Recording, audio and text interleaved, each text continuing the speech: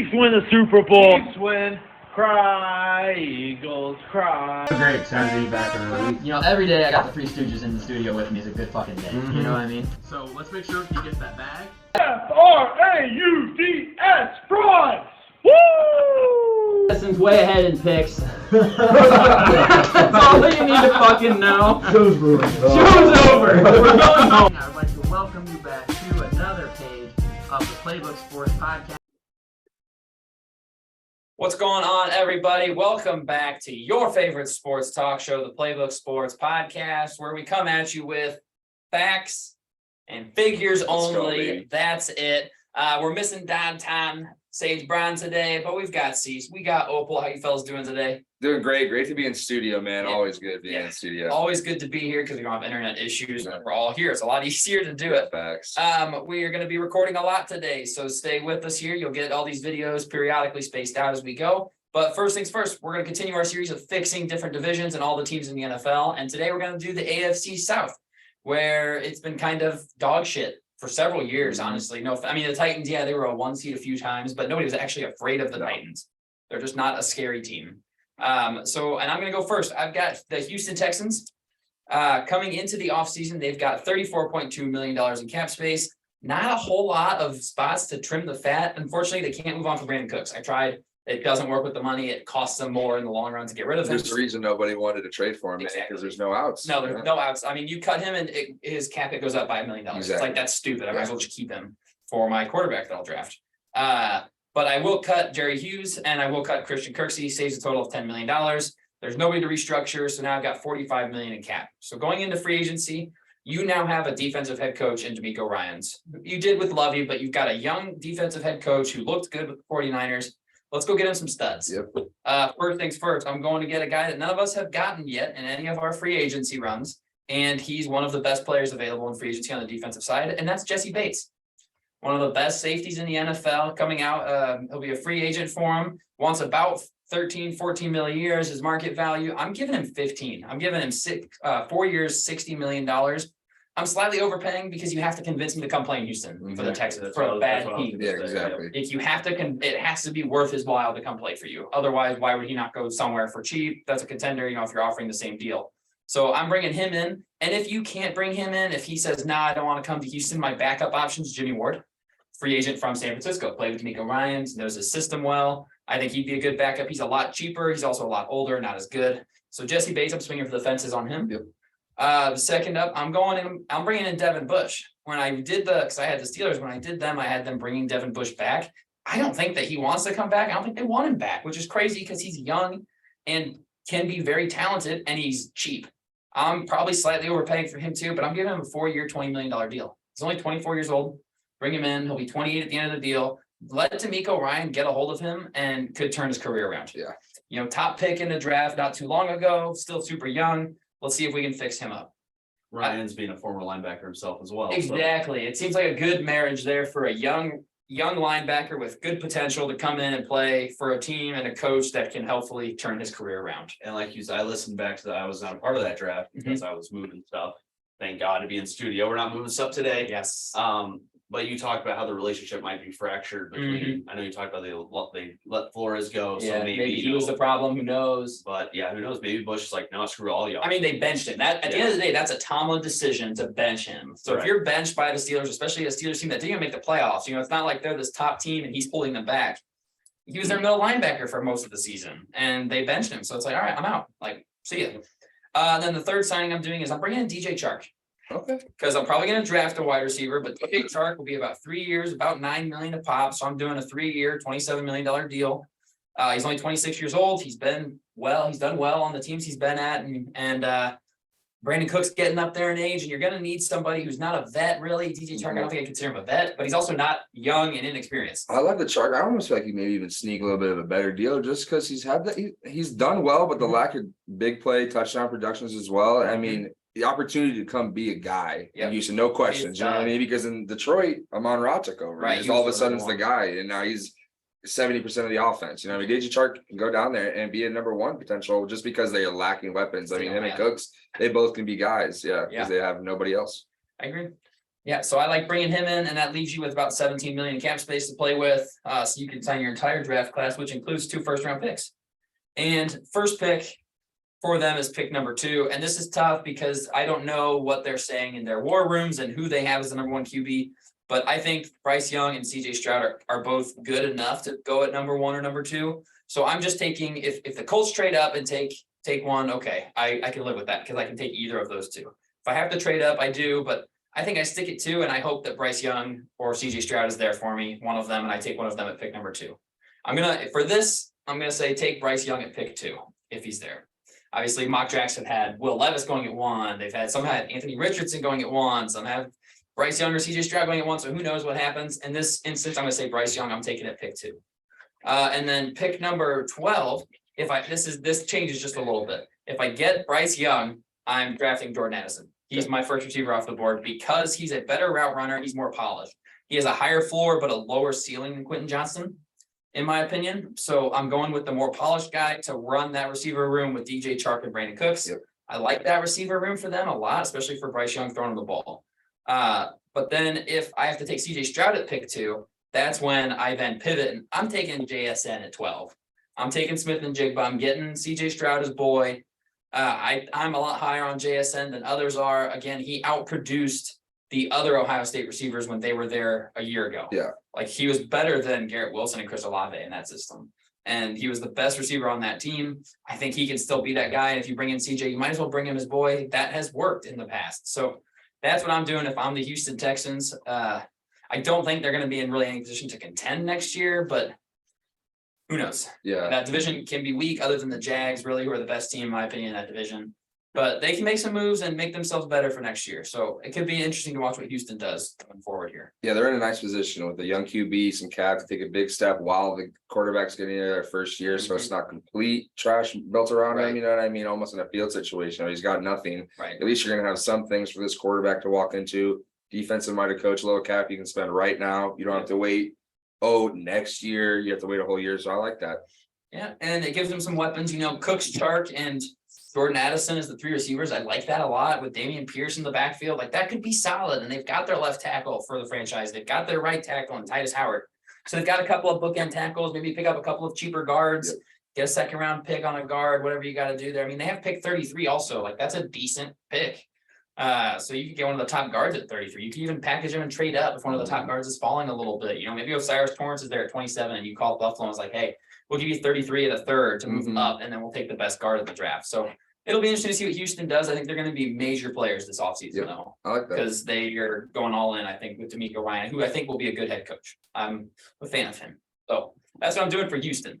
Colin, you were given Indy. What are you doing with the Colts? Indy. It'll be fun to see what both these teams do at the draft. It really will. City.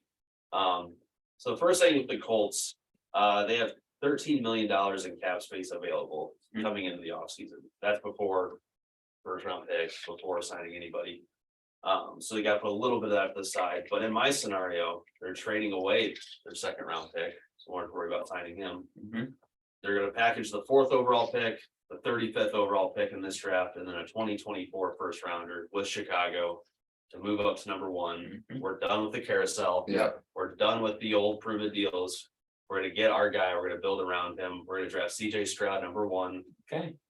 It's really comparable to me between him and Young. I'm not buying Richardson at 1. I'm not buying Levis at 1. I just like Stroud's measurables is what it really comes down to. I think both these guys can make all the throws. They played in 2 of the most prolific college systems where they were relied on every single play to be the guy. Maybe Stroud more than Young, because Young had Gibbs and everyone else in that running back room. But yeah, CJ Stroud 6'3", about 220, playing the spread offense, can make every throw that you need him to. There is some worries about, disappearing here and there in second half of the games, but I'm not buying it. Yeah. I'm drafting CJ Stroud number 1 for the Colts. They talk about it all offseason. Ballard and Irsay are like, we're getting their guy. We're getting their guy. Yeah. They've stressed it enough. So they're drafting a quarterback at 1. They're not signing Carr. They're not trading for Rodgers. And I like moving up because Jim Irsay is impatient. Yeah. He's like, well, he guaranteed at the beginning of 2020, he said 2 Super Bowls this decade. It's like, all right, we're 3 We're seasons running in, out of buddy. time, You're going to start running out of time here. And your team is not in, like, obviously you're picking 4th for a reason. Yeah. Your team is not in position to contend. Like, you got to figure this out now. So I could see him And we doing that. talk about like, how hard it is to win a championship. You look at how good the Chiefs have been the last 5 years. They Mhm. haven't gone back to back. No. Yeah, exactly. You look at the Patriots dynasty. Sure, they've done it. What did they three-peat early? No. No, I think it was They 2. won 3 of 4. Yeah. 3 or 4. Okay, so yeah, even those dynasties is like it's hard to go back to back. So yeah, they got to get it going. First thing I'm doing to create more cap is I'm cutting Matt Ryan. How is their cap Obviously. space looking? They had 12 coming in or 13 coming Yeah. in. Okay, man, that's not much. So not a whole lot. However, Matt Ryan, if you keep him on the roster, 35 million. If you cut him, you still have to pay 17 of that million, but it Still opens up stay 18 million, which Yeah. would get you up to 31 million. Yep. Bye-bye. That's a done deal. Yeah, And that's much more measurable to play with. absolutely. Because if you have 13 million, that might be one player. Yeah, if Or just that, a 'cause you couple gotta of- have, I mean, you gotta sign the 4th overall pick in the draft, maybe even the 1st Right, overall pick in the right. draft in your scenario. That's not cheap. Right, so we have about 31 million after cutting Matt Ryan. Next thing because they don't have a lot of patent trim either, looking at their roster. Yeah. Next thing I'm doing though, sorry, Nick Foles, that's another 3 million. Yeah. You're gone. Frank Bye-bye. Reich's gone. I think that was the reason they kind of brought him in. Yep. Try to capture some of that Philly magic. I could argue on the other end, you might want a guy who's, been to a Super Bowl, Been won there, a done Super that. Bowl, like, hey, number 1 pick, just fucking stay on this guy's hip, Mhm. do everything he's done. Well, except much better. Yes. Everything he's done preparation and mentally wise is what I'm getting at. So I'm cutting Nick Foles, but I can see why they maybe keep him just because he's super cheap as a backup. So looking at their free agents, unrestricted free agents, Yannick Ngakoue, arguably their best edge rusher last Definitely, season, had yeah. 9.5 sacks on the year. In this scenario, I am going to bring him back. Mhm. His market value is about 14 million Okay. annually. I'm not going to give like a year and numbers like that. I'm just going to pay him the 14 million for this 1 year. Sure. Maybe you give him like a 3 for 42, but for this scenario only, I'm thinking about just this next season. So there's 14 million off the book for Ngakoue. You got to bring him back. If you're trading your first and second round pick, what is a rookie edge in the third plus Mhm. round going to look like? Nothing. So I'm bringing him back. He knows the system, everything like that. Next biggest free agent, Bobby Okereke. Yeah. Okay. I always don't know how to pronounce that last name. I looked at a lot of their needs, and a lot of them say linebacker. Why would you not just bring back a linebacker? Bring back your Obviously, guy. Shaq Leonard's hopefully going to be healthy. I feel like we this haven't season. watched Shaq Leonard actually play football in 2 full seasons. Like, Yeah, no, I feel like we haven't seen him out on the field doing his thing in forever. because how many times did we get a text from Bob? It's like, oh, there's another forced fumble. Yeah. Oh, there's another tackle for loss. Yeah, he was so good. So losing him because you look at the Colts last year, it was really just, it wasn't personnel necessarily. Like maybe you could say quarterback play wasn't Yeah, great, quarterback is. but it's injuries. Jonathan Taylor was hurt. Yep. The offensive line, who was the highest paid O line in the league, Yep. was hurt. Fell apart. Shaq Leonard, the leader of their defense, goes down. A lot of secondary injuries. So a lot of their stuff isn't necessarily personnel and roster. It could be coaching, it could be quarterback play. Okay, so that takes 14 million off. Sorry, I made a little distracted. So No, I you're still have good. 19 to play with, and we still have to sign CJ Stroud, our first overall pick. Right. So we got a nitpick here and there, how we're gonna spend this money. We're letting Paris Campbell walk. That's their Yep. third biggest free agent. Yeah, let him go. Letting him go. Sorry about it. We'll draft a receiver. You can get the young guy in the I mean, third it's plus a round. deep receiver draft, honestly. You can get a young guy in the third plus rounds. So what the last guy I'm gonna sign, coming into this, they needed 4 big things, in my opinion. They needed a quarterback. We're getting that in Stroud at number 1. Yep. They need a wide receiver still, but I think they could get that in the draft pretty easily. Agreed. They needed an edge for bringing back Ngakoue, so that takes care of that need. And they need a right guard. You look at their line, I think the left side is completely set. I did see regression, obviously, in Ryan Kelly at center this past year. But I Still still think relatively he's good. young. I still think he's good. So we're gonna go right guard, looking at the right guards available for the price range we need, which is, 5-6 million at most. Sure. We're gonna take Justin Pugh. Yeah, Pew. From Arizona. He's 32 years old, so he's, on the back 9. Yep. But he's only 5.5 million market value. You Good can deal. bring him in if you want to do a 2-3 year deal, or if you just want to do a 1 year and hope you can hit in the draft next year. Although you won't have a first round pick next year, a lot of good guards make it to the second round. Yeah. So that's what I'm gonna do.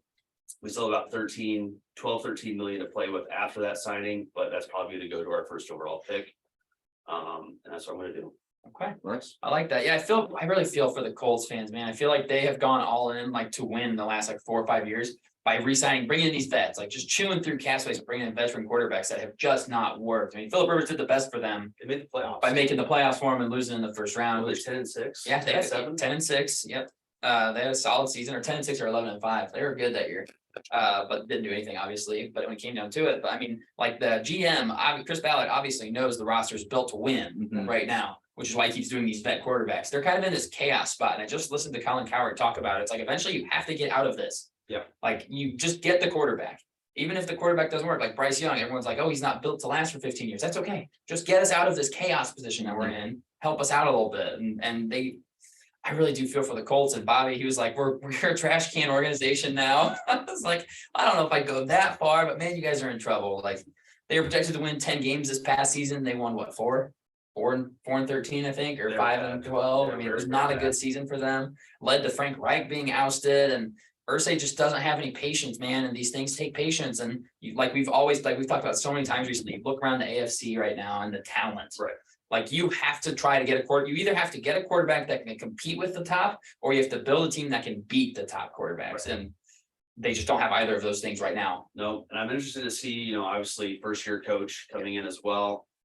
How does he, develop a first year rookie quarterback as well? I don't know. They just need Jonathan Taylor to stay healthy and that line to stay healthy. So badly. Taylor, Leonard, and their offensive line stay healthy. They could be just fine. I feel good with whoever they take out number one. Yep. Going forward. I agree with that. I agree. Addison, you are trying to do something with the Jaguars here, the current winner of the South. Yep. Sage had the Titans. He's obviously not with us today, so we weren't going to be doing anything with the Titans. They're not in a great spot anyway. Spoiler alert. So, Addison, spoiler alert. Yeah, spoiler alert. Great. Spoiler alert. Fix those Jags for us, but what you Man, got? If you Jags, yes. AFC South chance, like you said, Trevor Lawrence taking the big step, and the contract's coming for him, so that obviously can't go too crazy in the future. But when I was doing my research, they were about 20 million under cap. But actually, just yesterday, 3 players, and it's funny. Well, a couple of these guys were part of my restructures. Christian Kirk, Brandon Sharif, and Zay Jones all restructured their contracts, saved them about $26 million. So they're already back up about 7 mil, 6.57 mil above cap or below cap. And then there's a couple cut casualties they have to make. One's, I think, a foregone conclusion.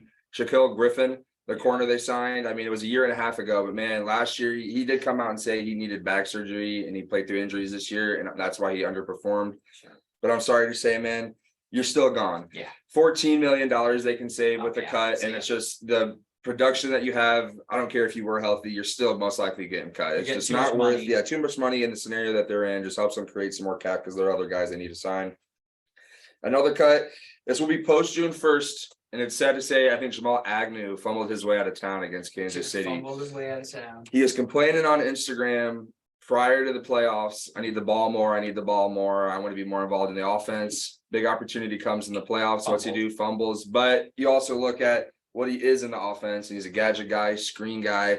I want to see Travis Etienne more involved in those. Hands improve this offseason. I think is a big step for Etienne. He has good hands, but to be the guy that they trust with those screens instead of having to use a gadget guy like Agnew, who is basically a returner, and you can save over $4 million post June 1st with a cut.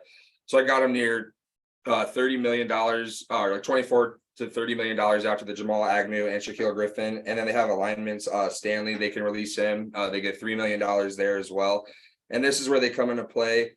They're sort of in a situation where they've already got one free agent-esque type player with Calvin Ridley coming in. He's on a 5th-year option, and he uses $11.1 million that they have to account for, which is a decent 5th-year option. That's pretty much basic for guys, but they have to account for that. So that's why I think Agnew's gone as well, even though he is a big returner guy. But they're also losing basically their whole tight end room. They have one tight end that's on a 3rd-year deal right now, but other than that, Dan Arnold and Evan Ingram gone.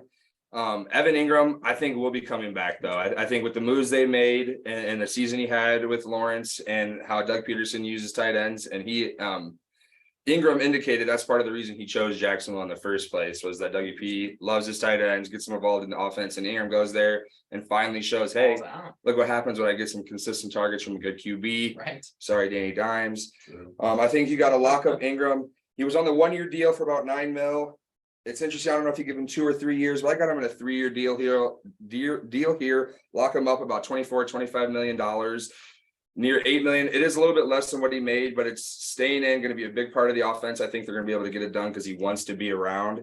Another interesting contract they have is Josh Allen. He's also on a 5th-year option, defensive end, of course. Obviously, not talking about Bills QB here. We're not talking about the greatest player in the league. Greatest player in the league, greatest quarterback ever in AFC. Greatest quarterback ever. Well, who else played in that? Yeah, I don't know. Was played in the AFC East. Oh, it's the only division time ever. Brady. Let's just say, hold on. Only It's not time Dan Brady. Marino. Yeah, I was just saying, but Whatever. you got him at 11 million. I think you lock him up though, or it's an interesting situation. Thinking about it more, I let it ride with the 5th-year option. I look like Bradley Chubb. Hopefully, he comes out hot to start the season, and there's a team like Miami that, hey, we need a DN pass rush. We need somebody we can go trade for. We got a guy that potentially we could let walk or sign to a big deal. And Josh Allen costing about 15 mil, 17 mil is what I've seen as market value.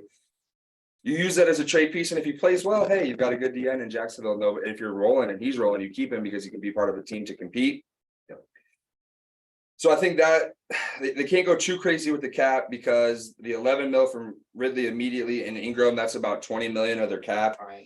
So I think you let Josh Allen ride on the franchise tag. I think the moves they've made already made it sort of easy for me with the restructures because that's basically what I was going to do. And it's going to be similar to teams that, like the Chiefs, are competing. You don't get to make splash plays in free agency. You have to rely on the draft. And this is where Jacksonville's GM has to come up big in the draft. Because now we're competing, we're trying to win. We can't go make these last 2 seasons have the most cap space in the league. Go spend it on guys. You don't have that anymore. Exactly. You're restructuring Christian Kirk already. Right. You're kicking the can down the road. Exactly. Don't get me wrong. I think he'll be there for a while, but it makes sense. sense. But it's like you're already showing that, hey, some of these moves were Kind big. of already up against the wall here. And if we're going to compete like these good teams, you have to come up big in the draft. And that's where it's funny. You brought up Osiris Torrance. I think every team in the 20s, we're going to say it, man. Jags, Brandon Sharif is getting just another year older, and Cam Robinson next year. They want to get rid of him now, but they can't, man. Next year, though, 22 million off the book if they get rid of him. Yeah, see ya. So I think they look at guard in the draft, potentially corner, but if Osiris Torrance is there, I think they got to snag him because even if he is most, like we say, pro ready, but say he is just sitting for a year or sitting for a couple games, get him in, and then you look as a Sharif replacement. I will say I actually jumped over this guy, Jawan Taylor, the right tackle, played very well this season. Young too. Yeah, he is. He's going to become a free agent. He was a 2nd-round pick, so his 4th year just happened. Gotcha. And they drafted, I think his name was Walker Little. Yeah, 45th pick. Yeah. And he's been on the bench. He's coming up on his 3rd year, but I thought he played really well left tackle at the end of the season. I think he's got to be your left tackle going forward. And Cam Robinson. Saving all that money, man. It gets interesting. Yeah, next year there's definitely. He's gone next year, 100%. But this year, do you use him as a swing tackle? I don't think you want to let Jawan Taylor walk. I think you franchise tag Jawan because that's about what market value is for the right tackle. Anyway, he's about 14 million. You can throw that tag on him. And I think you can't go too crazy with Jawan. I'm seeing a lot of Jags fans say they want to extend him. I think he had a better year than he had throughout his career last year. I think you want to see it again, especially since you have Cam. Right. Like if worst comes to worst, he's a swing tackle. I've heard maybe kick him to guard as well, and then maybe they don't draft Torrance. But you got to keep Taylor, I think, even if it's on that franchise tag 1 more year, then we'll talk on a big deal. So I think they do adjust line though in the draft. Just get another piece for Lawrence to keep him up steady because if you can keep him healthy and keep him up, he makes plays. Yeah. And then the 2nd round with guys like Shaquille Griffin in the secondary going, Jartavius Martin out of Illinois, 2nd Illinois guy. I really like him across Witherspoon. It's just they're losing people in the secondary, so they have to adjust the need. And I think Illinois corner is going to drop. A lot of attention thrown his way in college because the other side's basically locked down, and he stepped up to the pressure. So I think that's a big 2nd round pick for them, and it just addresses the secondary. But Jags sort of just retooling. Just revamping a little bit within their own organization, and they're going for it big time for the Super Bowl because you took a step this year, and now you got to get up to the AFC Championship game Super Bowl with Lawrence. Yeah, I agree.